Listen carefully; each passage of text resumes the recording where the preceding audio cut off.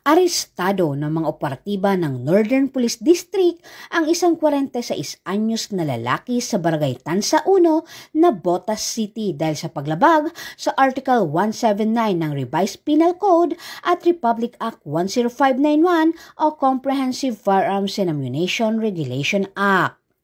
Nakasuot di umano ng olive green na may police markings ang suspect nang mapansin ng mga nagpapatrulyang pulis.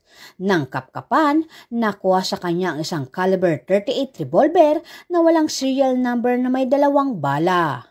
Nabigong magpakita ng anumang dokumento ang suspect bilang PNP personnel o may pahintulot na magdala ng baril. Ang suspect at ang mga nakumpiskang ebidensya ay dinala sa tanggapan ng pulisya para sa kaukulang dokumentasyon at pagsasampa ng kaso. Mula dito sa Camp Bagong Diwa, Bicutan, Taguig City, ako po ang inyong PNN correspondent, Patrolwoman Ivy Corporal, alagad ng batas, tagataguyod ng Balitang Pulis.